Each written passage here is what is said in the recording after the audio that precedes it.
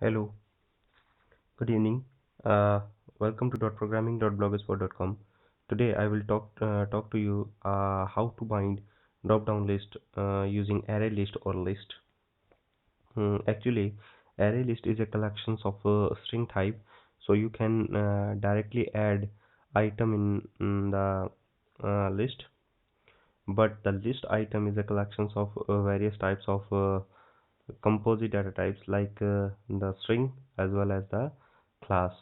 So here I will bind the drop down list with the array list that is the string type by default. So in the later session in this video I will talk to you how to bind the drop down list using the list item list collection, you can say.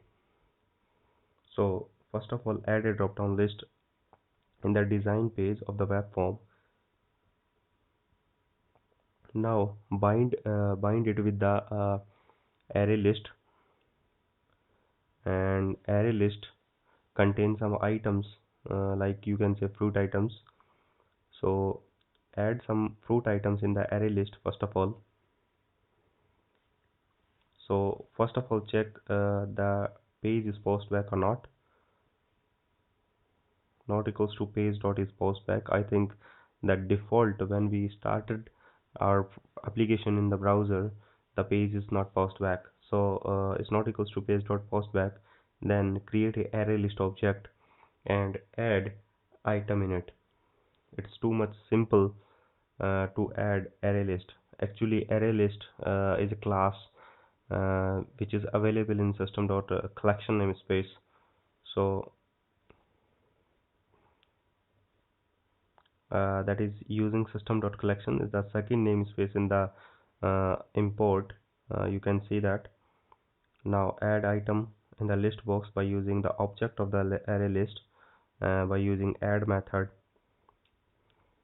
Mm, we have three items, that is apple, mango, and or grapes, and I want to bind it one by one item. So you can say insert item in the drop down list one by one. So object item in list item, that is the for each loop, and each iterations of the for each you can insert item into the drop down list by using the item variable. So new list item, actually list item is a class through which we can insert text as well as value in the drop down list. So the first string is refer to the text and the second string is refer to the value. So item.toString is the text and item.toString is refer to the value. So that's fine, and run your application on browser.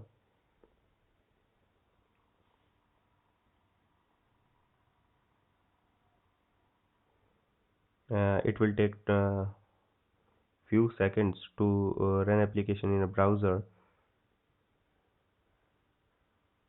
So wait few seconds. Actually array list is a collection of string types.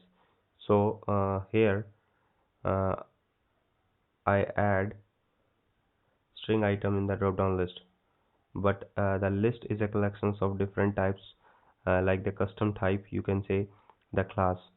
So first of all, design a class uh, fruits by adding the class in the app.code folder.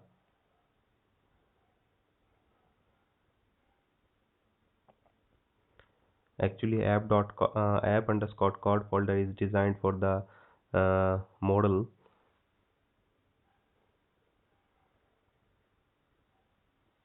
So add some properties in the fruits class. The first property is a fruit id and the second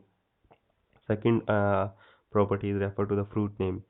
So the first id is fruit id and the second id is a fruit name, string fruit name. Okay, that's fine. Now The list is a bind with the string type. List bind with the custom type, sorry. Actually I have a class that's fruits, and the list is bind with the fruits item. Create instance of the list f items, that is fruit items, new list. The type of the list is fruits. Okay, that's fine. Now add item in the f items, but here we have two items in the list we can add. uh, so here we add a object. Does not add, we cannot add directly string in the list, because the list is bind with the uh, custom type.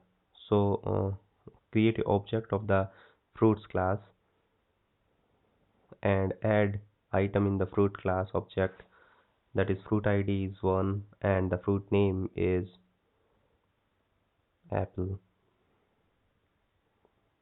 Okay, similarly again for the second object,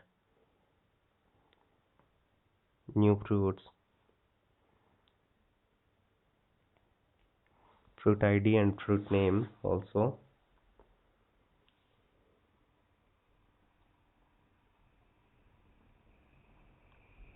Mango. Yeah, that's fine. Now if you want to add item in the drop down list one by one using the for each loop, you can not add item one by one, because uh, you uh, you will redefine the single item at a time. Okay, uh, if you want to run this code browser, then add only the fruits, because in the item get only the class name. You can check it. Wait few seconds.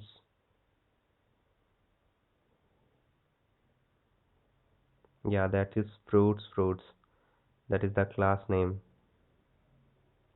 Now bind the drop down list to the list, then you can provide data source. So drop down list one dot data source, and the data source is list, so f items, and define the text value and the value field also. Data text field is fruit id, copy and paste it. Oops, the text item is fruit name, so copied it and paste.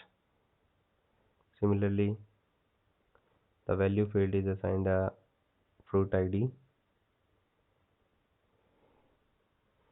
So thank you very much for watching this video tutorials. Please keep watching my all other video tutorials which is related to ASP.NET. I will provide you beginning to expert knowledge by using this channel. So thank you very much.